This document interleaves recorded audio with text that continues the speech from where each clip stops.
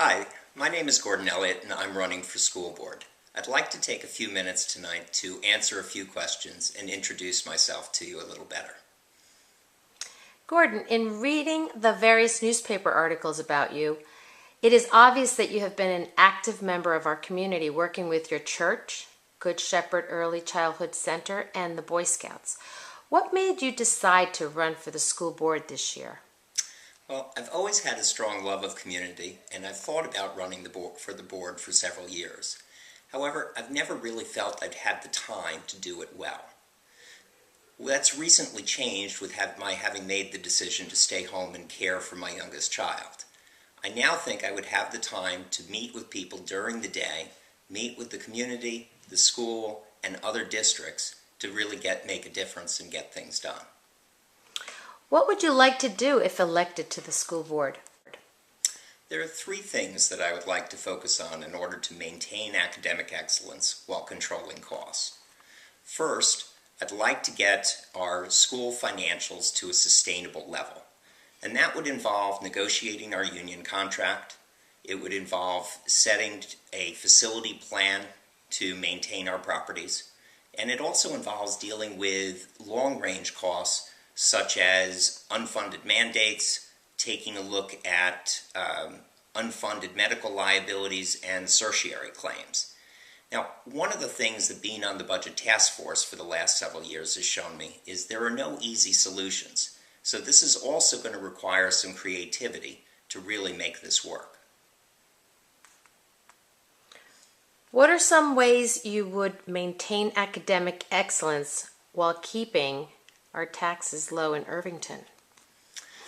Well, I think in order to maintain the academic excellence, I think the first thing I would take a look at is decreasing our administrative costs, at least in line with the low end of the options that we presented from the budget task force.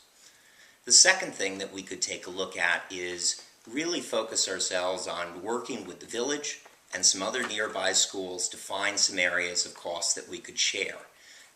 Support functions such as procurement, human resources, maybe maintaining our grounds and properties.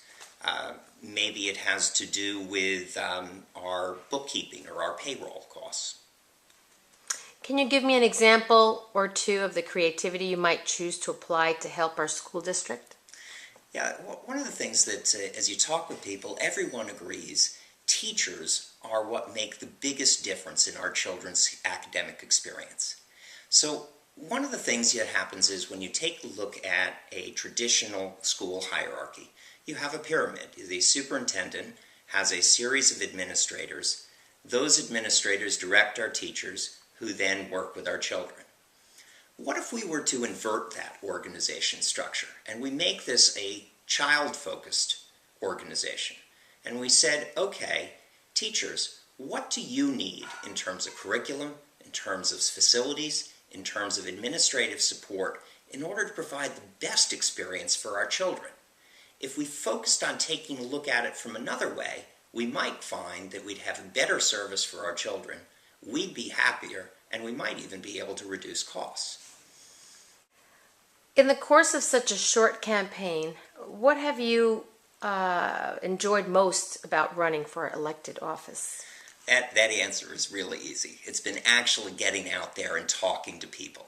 It's been great learning about what are some of the hopes and dreams that people have for their children, for the community, hearing their different ideas. It's one of the things that's exciting for me. I like working with people, building on their ideas, and seeing about what is the possibility of where we could go. Gordon, let me close by asking you why people should vote for you on May 17th. The following are a few reasons why I think I'd make the best choice. First, if we want to contain costs while maintaining academic excellence, we're going to need to do something different. I'm a change agent. I like to bring people together. I like to take a look at those ideas, and then I like to take the steps to get things done. The second thing is I've got a long track record, 20 plus years of active community service in Irvington, in the Irvington schools. I've got a diverse group of people who have been behind me because I've been working with them. These are people from all different parts and all different aspects of the community. I've worked with them, I've done good things, I've built good relations, I can bring that same excellence and that same attention to detail to our schools. The third thing is I'm a person of action. I get things done. I say what I'm going to do, and then I make sure that I follow through and do that. And then the fourth thing is because I'm going to be able to be at home, I'm going to be able to be in the community, I think that it's really going to help us in terms of giving the opportunity for more open communication, to talk, to understand what we're doing. And I think it makes a nice complement for some of the other board members because many of them have to be at their work, they have to be in the city, and it doesn't provide them as much opportunity to meet with the public in town. So hopefully this video is giving you a little bit of flavor about me, helped you to understand that. I hope that in listening to that, I can get your support and that you would come out and take the time to vote on May 17th at the Main Street School between the hours of 7 in the morning and 9 at night. Thank you very much, and go Bulldogs!